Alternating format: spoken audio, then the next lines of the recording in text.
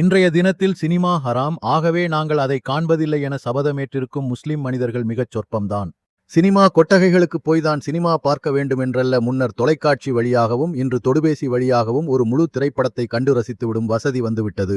Cinema ஹராம் என்பவர்களுக்கு கூட அவர்களது தொடுபேசியில் முகநூல், யூடியூப் போன்ற சமூக ஊடகங்கள் வழியாக வலுக்கட்டாயமாக சினி துணுக்குகளை பார்க்க வேண்டிய கட்டாயத்திற்கு ஆளாக்கப்பட்டுள்ளார்கள். எனவே சினிமா இன்று தவிர்க்கவியலாத ஒரு பொழுதுபோக்கு அம்சமாகவும், நேர்மறையோ எதிர்மறையோ ஒரு வலுவான கருத்தை மக்கள் மனங்களில் விதைக்க புத்திஜீவிகளால் இயக்கப்படும் ஒரு வலிமையான ஊடகமாக மாறித்தான் போனது. இன்னும் நாம் அத்துறையை ஹராம் என்று கூறி ஒதுக்கி வைத்துக் கொண்டிருப்பது நமக்காக நாமே தேடிக்கொள்ளும் இழப்பு என்பதை மறக்கக்கூடாது. வேறு ஒரு குழு எடுக்கும் திரைப்படத்தை ஆர்ப்பரித்து காண்கிறோம், விமர்சனங்கள் பகர்கிறோம். அதே சமயம் முஸ்லிம்கள் திரைப்படத்துறையில் ஈடுபடும் பொழுது அவர்களுக்கு ஹராமி பட்டம் கட்டிவிடுகிறோம். பெண்களை கட்டிப்பிடித்து ஆடாமல், ஆபாச கவர்ச்சி கன்றாவிகளுக்குள் போகாமல், மிக நுணுக்கமாக அதே சமயம் சமுதாயத்திற்கான கண்ணியம் சிதறிவிடாமல் சினிமாவை கையாளும் திரை தொழில்நுட்ப கலைஞர்கள் முஸ்லிம்களிலும் இன்று மிகைத்து வருவதை காண முடிகிறது.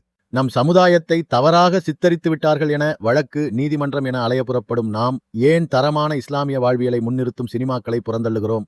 நம்முடனே பல்லாண்டுகளாக மாமன் மச்சான் உறவு கொண்டாடி வரும் மாற்றுச் சமுதாய உறவுகள் கூட முஸ்லிம் என்றால் ஏதோ மதரசாவில் போய் ரகசியமாக படிப்பான். அங்கே அவனுக்கு தொப்பியும் தாடியும் அணிந்த முல்லாக்கள் குண்டு செய்வதுபடி, அதை வெவ்வேறு இடங்களில் வெடிக்க வைத்து சமூகத்திற்கு அழிவினை கொண்டு வருவதுபடி என பாடம் நடத்துவார்கள் என்பதை போன்ற தீய எண்ணங்களை அவர்களுக்குள் உருவாக்கிவிட்டுள்ளது. முஸ்லிம் என்றால் குண்டு வைக்கும் பயங்கரவாதி என கடந்து 30 ஆண்டு காலமாக சினிமா வழியாக நிலைநிறுத்தி வைக்கப்பட்டுள்ள அத்தீய எண்ணத்தை அதே சினிமா வழியாக முஸ்லிம்கள் மற்றெல்லோரையும் விட அப்பாவிகள், நமது வாழ்வை காட்டிலும் அவர்களது வாழ்க்கை சிக்கலும் சிரமங்களும் நிறைந்தது என அவர்களுக்கு படம் பிடித்து காட்டுவதால் என்ன ஹராம் வந்துட போறது?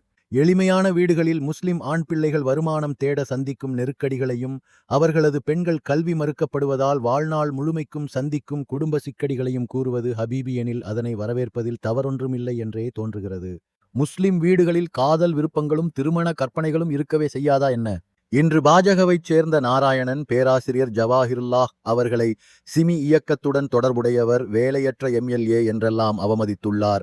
இது பற்றியெல்லாம் நாம் எதிர்வினையாற்றுவதில்லை. மாறாக முஸ்லிம் மக்கள் மீதான கரைகளை துடைக்கும் ஒரு தொடக்கமாக ஒரு திரைப்படம் வெளியாவதுதான் நமக்கு பெரும் பிரச்சனையாக உள்ளது. ஆங்கிலம் படிப்பது ஹராம் என்றார்கள். வேலைவாய்ப்புகளை இழந்து அறிவுலகிலிருந்து பின்தங்கி போனோம். ஆங்கில மருத்துவம் பார்த்து மாத்திரைகள் எடுக்கிறது ஹராம் என்றார்கள். ஆரோக்கிய குறைபாடு ஏற்பட்டது என்பதை விட முஸ்லிம்களில் மருத்துவர்கள் உருவாவதே தடைபட்டு போனது. ஆங்கிலேயர்களது வழியில் அறிவியல் ஆராய்ச்சிகள் செய்வது ஹராம் என்றோம். உலகளவில் இன்று அறிவியல் விஞ்ஞானத்துறையில் முஸ்லிம்களின் பங்களிப்பு விரல் விற்று எண்ணக்கூடியதாகிவிட்டது. வங்கித்துறையில் வட்டி மலிந்துள்ளது என்றோம். இன்று நம் பிள்ளைகளை பாண்டட் லேபரர்ஸ் போல அரபு நாடுகளுக்குள் தள்ளிவிட்டு கொண்டிருக்கிறோம். வாழ்நாள் முழுக்க சம்பாதித்தாலும் ஒரு வீட்டை தவிர வேறொன்றையும் அடைய முடிவதில்லை அவர்களால். பெண்களுக்கு படிப்பு வேண்டாம் என்றோம். இன்று நமது பெண்களின் நிலை அந்தோ பரிதாபம். வீடு வீடாகச் சென்று பெண்களை கல்லூரிக்கு அனுப்புங்கள் என கெஞ்ச வேண்டிய நிலையில் உள்ளது. பள்ளி படிப்பிற்கு பிறகு அவர்களது வாழ்வின் அடுத்த கட்டம் திருமணமாகவும், ஒரு வீட்டிலிருந்து இன்னொரு வீட்டிற்கு விழா வைத்து அழைத்து போகப்படும் வேலைக்காரி நிலைமையுமாகத்தான் இருக்கிறது. 20ஆம் நூற்றாண்டின் பிற்படுத்தப்பட்ட பெண்களின் நிலையில்தான் இன்றைய முஸ்லிம் சமுதாய பெண்களின் நிலை உள்ளது என்றால் நாம் இன்னும் எத்தனை ஃபத்வாக்களை உள்வாங்கிக் கொண்டே பின்தங்கி இருப்பது?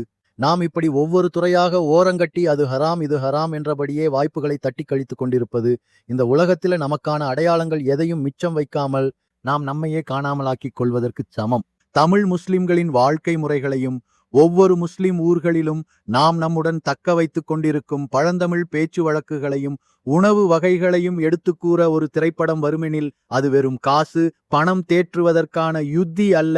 மாறாக நம்முடன் காலங்காலமாக உடன் வாழும் முஸ்லிம்களும் நம்மை போன்றே இரத்தமும் சதையும் கொண்டு உலக நடைமுறைகளையெல்லாம் பின்பற்றி பொருளாதாரம் தேடவும் குறைந்தபட்ச வசதிகளை கொண்ட ஒரு எளிய வாழ்க்கையை வாழவும் கஷ்டப்பட்டு கொண்டிருக்கும் ஈவு இரக்கமுள்ள மனிதர்கள்தான் என பிற சமுதாய மனிதர்களிடையே விதைக்கும் ஒரு முயற்சி.